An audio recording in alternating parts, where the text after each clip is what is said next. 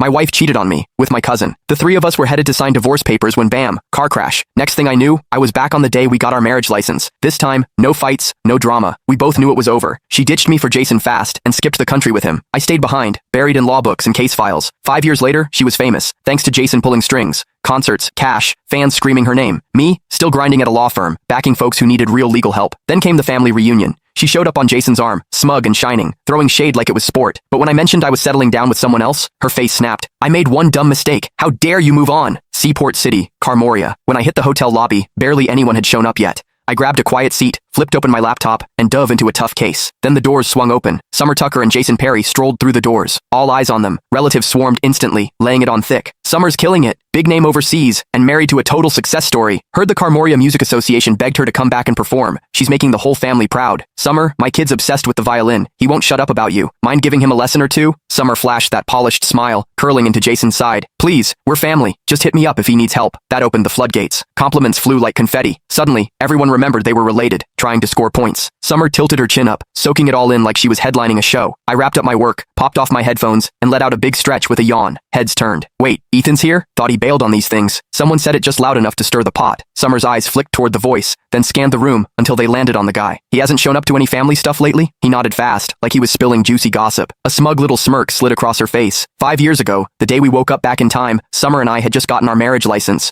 We were on our way to see our parents. Out of nowhere, she ditched me in front of everyone, ran straight into Jason's arms, and told him she loved him. Then she looked me dead in the eye and asked for a divorce. Said Jason was the one she really wanted. The whole family saw it go down. Most of them were here again today. Ethan's at Berivia Law, right? Dude's always buried in work. Never shows up to these things. Bet he's here for Summer. Maybe he still wants her back. That mess back then? Total humiliation. Summer's a star now, and Jason's her agent. Total power couple. Ethan trying to crawl back? Pathetic. The whispers kept going. Summer leaned into Jason, all smug. That's ancient history, she said, voice sweet. Jason's the one I really love. Silence. They looked so picture perfect. No one wanted to dig up the past. I barely glanced their way before flagging down a waiter. One coffee, no drama. I just wanted my parents to show up, say whatever they had to, and let me bounce. Jason didn't love that I was chilling. He strolled over, fake grin locked in place, voice dripping with sarcasm. Ethan, wow, didn't recognize you. You look beat. That job of yours eating you alive? Heads turned. Cue the peanut gallery. They jumped in like I was still 12. Ethan, you really should have picked a better job. Lawyers work nonstop and don't even make that much. Pushing 30 and still single? Embarrassing. No wonder you skip these get-togethers. Total disappointment. I locked eyes with Jason, then finally took a real look at him and Summer. Her hair was styled to perfection, wrapped in a plush cashmere coat, decked out in designer everything. She was practically sparkling with money. Jason had on a tailored suit, wedding ring shining. The way he carried himself, he looked like he stepped off the cover of a billionaire romance. No surprise people thought they were perfect.